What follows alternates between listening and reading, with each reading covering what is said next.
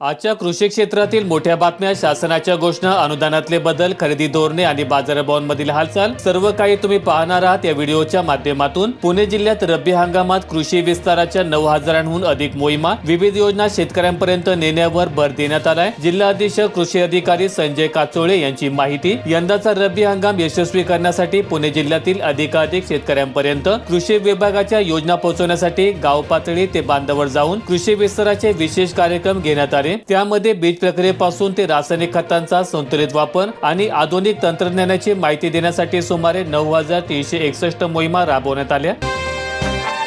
शेतकऱ्यांसाठी एक आनंदाची बातमी, बँकेत न जाता शेतकऱ्यांना मिळणार कर्ज, शासनाचा महत्त्वपूर्ण निर्णय। जनसमर्थक पोर्टलमध्ये करावी लागणार नोंदी। जनसमर्थक या नावाने शेतकऱ्यांना पीक कर्ज वाटपासाठी प्रशासनाच्या वतीने हा उपक्रम राबवण्यात येत आहे। शेतकऱ्यांना फार्मर आयडी, आधार क्रमांक, बँक खाते, मोबाईल क्रमांक आदी संकलित करून त्यानुसार प्राप्त प्रस्ताव बँकांकडे कर्जासाठी पाठवण्यात येणार। कागदपत्रांची पडताळणी करूनच बँकेकडे ऑनलाईन प्रणालीने कर्ज प्रकरण जाणार असल्यामुळे बँकांना आता कर्ज नाकारता येणार नाही। सोने 2029 पर्यंत 3 लाखांवर जाणे शक्य, अमेरिकन अर्थतज्ञांचा दावा। डॉलरचे विनिमय मूल्य घसरणार। संकेश्वरी मिरचीचा हंगाम अतिवृष्टीमुळे कोमेजला, विक्रमी दर तरीही पदरी निराशा। उत्पादनामध्ये 25% घट। सध्या प्रति क्विंटलला 1,20,000 ते 1,60,000 रुपयांपर्यंतचा दर मिळत आहे। वाल्मी कराड तुरुंगातच राहणार, न्यायालयाने पुन्हा जामीन फेटाळला। आमदार धनंजय मुंडे यांचा निकटवर्ती वाल्मी कराड याला जामीन अर्ज मुंबई उच्च न्यायालयाच्या औरंगाबाद खंडपीठाने आज फेटाळून लावला आहे। त्यामुळे वाल्मी कराडला कोणताही दिलासा मिळालेला नसून तो तुरुंगातच राहणार आहे। संत्रा उत्पादकांना मिळाले फळ विम्याचे 17.26 कोटी। 3,015 शेतकऱ्यांच्या खात्यात फळपीक विमा रक्कम जमा। अडचणीत सापडलेल्या मोर्शी तालुक्यासह अमरावती जिल्ह्यातील संत्रा उत्पादक शेतकऱ्यांना अखेर 7 महिन्यानंतर दिलासा मिळालेला आहे।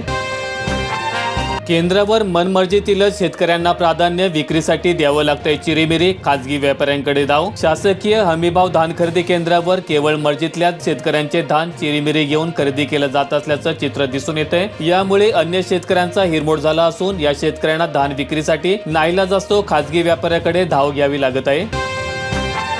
दिव्यांग विवाह प्रोत्साहन अनुदान योजनेत सुधारणा, 2.5 लाखांचे अनुदान, शासनाकडून रकमेमध्ये वाढ। नव्या सुधारित योजनेनुसार दिव्यांग अव्यंग विवाहासाठी रुपये 1,50,000 तर दिव्यांग विवाहासाठी 2,50,000 रुपये इतकं अनुदान मिळणार आहे।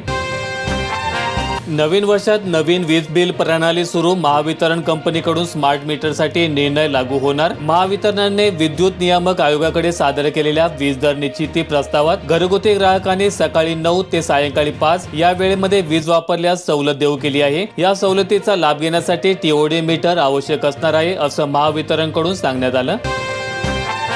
अहिल्यानगर जिल्ह्यात बिबट्यांचा वावर रोखण्यासाठी थर्मल ड्रोनसह 500 ट्रॅप कॅमेरे, पालकमंत्री विखे पाटील यांची माहिती। कडलक कुटुंबियाची भेट घेऊन सांत्वन दिलं।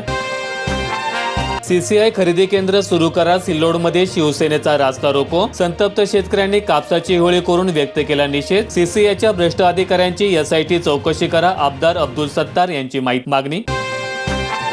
खबरदार, पुणे नाशिक रेल्वे मार्ग बदलाल तर नगर, नाशिक, पुण्यातील सर्वपक्षीय नेत्यांचा घारगाव जवळ बैठकीत एल्गार। भीमाशंकर मंदिर भाविकांसाठी 3 महिने बंदची शक्यता। मंदिर परिसरातील विकास कामांसाठी निर्णय प्रस्तावित, अधिकृत घोषणा नाही। अहिल्यानगर कृषी उत्पन्न बाजार समितीत कांद्याच्या भावात 1,000 रुपयांची घसरण, लाल कांद्याला मिळाला 2,200 रुपयांचा भाव। अहिल्यानगर कृषी उत्पन्न बाजार समितीच्या मार्केट यार्डात सोमवारी 661 ट्रक कांद्याची आवक झाली। 40 लाल कांद्याच्या गोण्यांना 2600 रुपयांचा भाव मिळाला। कर्जमाफीच्या प्रतीक्षेत कर्जवसुली ठप्प, राज्य शासनाच्या अस्पष्ट भूमिकेमुळे बँका अडचणीत, नियमित कर्जदार सुद्धा संभ्रमामध्ये। शासनाने कर्जवसुलीबाबत ठोस भूमिका स्पष्ट न केल्यामुळे कर्ज नेमके केव्हा भरायचे याबाबत शेतकरी संभ्रमात दिसत आहेत। नियमित कर्ज भरल्यास कर्जमाफी मिळेल की नाही याबाबत अनिश्चितता असल्यामुळे थकीत कर्जदाराला फायदा आणि प्रामाणिक कर्जदाराला तोटा अशी भावना निर्माण झालेली आहे। सीसीआयची कापूस खरेदी 4.5 लाख क्विंटलवर, परभणी हिंगोली जिल्ह्यातील स्थिती। खासगी खरेदी केंद्रावर 1.95 लाख क्विंटल खरेदी करण्यात आली। ऊस शेतीत बिबट्यांची संख्या वाढण्याला कारणीभूत ऊस आणि इतर दाट पिकांचे क्षेत्र लक्षणीय वाढले आहेत. ही पिके बिबट्यांसाठी नैसर्गिक आडोसा ठरत आहेत. त्यांना शिकार आणि लपण्यासाठी सुरक्षित जागा मिळते. परिणामी बिबट्यांचा मुक्काम मानवी वस्त्यांमध्ये अधिक जवळ होत चाललेला दिसत आहे. भंडारा जिल्ह्यात कुष्ठरोगाचे 157 नवीन रुग्ण, 1144 पथकांकडून 11.59 लाख नागरिकांची तपासणी केली. मदतीसाठी फेब्रुवारी उजाडणार खरीप पीक विमा, सरसकट 17,500 रुपये प्रति हेक्टर मदत मिळण्याची शक्यता कमी. पैसे मिळत नसल्यामुळे शेतकऱ्यांमध्ये नाराजीचं वातावरण. VBG रामजी योजना शेतकऱ्यांसाठी फायदेशीर, कृषी मंत्री शिवराजसिंह चौहान यांचा दावा. मनरेगाच्या जागा आता नवीन ग्रामीण रोजगार हमी कायदा, ग्रामीण कुटुंबांसाठी 125 दिवस रोजगाराची हमी देण्याची तरतूद करण्यात आली. महाडीबीटीच्या पूर्वसंमतीचा गोंधळ, अॅग्रोवन पोलमध्ये 75% शेतकरी पूर्वसंमतीच्या प्रतीक्षेमध्ये. निवड झालेल्या पात्र शेतकऱ्यांना 2 महिने उलटले तरीही पूर्वसंमती मिळत नाही आणि याच पार्श्वभूमीवर अॅग्रोवरच्या युट्यूब चॅनलवर नुकत्याच शेतकऱ्यांचा पोल घेण्यात आलाय. त्यामध्ये पूर्वसंमती मिळत नसल्याचं 75% शेतकऱ्यांनी सांगितलं आहे. कमी निर्यात आणि वाढत्या आवकेमुळे शेतकऱ्यांमध्ये चिंता. लासलगाव कृषी उत्पन्न बाजार समितीत उन्हाळीस 949 रुपये तर लाल कांद्याच्या बाजारभावांमध्ये 500 रुपयांची घसरण. 1200 रुपयाच्या आत उन्हाळी कांद्याचे दर घसरत सरासरी 1251 रुपयांपर्यंत आलेले आहेत. वर्ष लोटले, पैसे भरूनही सोलार पंप मिळणार. पीक वाचवण्यासाठी थंडीत शेतकऱ्यांचे रात्रीचे जागरण मात्र कायम. FRPचे 7,026 कोटी शेतकऱ्यांच्या बँक खात्यावर. अद्यापही 2,624 कोटींची FRP प्रलंबित. 15 डिसेंबर अखेरची स्थिती.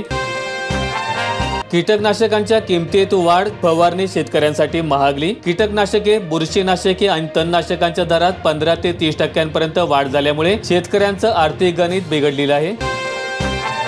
पुणे, कोल्हापूर, साताऱ्यासह विदर्भात थंडीचा कडाका वाढणार. किमान तापमान 8.6 अंशावर. हवामान विभागाचा अंदाज समोर. हवामान विभागाच्या अंदाजानुसार पुणे, कोल्हापूर, सातारा आणि विदर्भात गारठा अधिक तीव्र होणार आहे.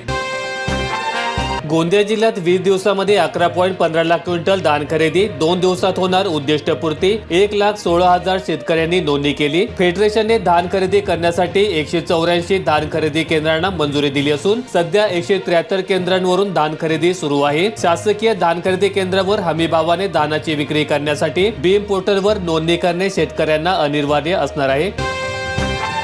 ICU आणि व्हेंटिलेटरसाठीच्या उपचाराचा खर्च सांगणे बंधनकारक. खासगी रुग्णालयांच्या मनमानीवर आळा. केंद्र सरकारचे महत्त्वाचे पाऊल. नव्या मार्गदर्शक तत्वानुसार आता ICU आणि व्हेंटिलेटर उपचारांचा संपूर्ण खर्च रुग्णांच्या नातेवाईकांना आधी स्पष्टपणे सांगणे बंधनकारक करण्यात आलेले आहे. तसेच व्हेंटिलेटर सुरू करण्यापूर्वी रुग्णाच्या नातेवाईकांकडून लेखी पूर्वसंमती घेणे देखील अनिवार्य असणार आहे. कांदा भवनाला नाशिक जिल्ह्यातील शेतकऱ्यांचा पाठिंबा. 5 कोटींचा प्रकल्प असणार. शेतकऱ्यांना वर्षातून केवळ 1 किंवा 2 महिन्यात फायदेशीर भाव मिळत असतोय. उर्वरित हंगामात त्यांना कमी किमतीत कांदे विकावे लागतात. यामुळे मोठ्या प्रमाणात आर्थिक नुकसान होत असतं. मोजरीचा पशुवैद्यकीय दवाखाना रामबोरशे. जनावरांचे आरोग्य धोक्यात. वैद्यकीय अधिकारी गैरहजर राहतात. आंदोलन करण्याचा शेतकऱ्यांचा इशारा. व्हिडिओ आवडला असेल तर लाईक ठोका, शेअर करा आणि अशा दैनंदिन शेतकरी बातम्या अपडेट्स मिळवण्यासाठी सबस्क्राईब करून बेल आयकॉनचं बटन दाबा.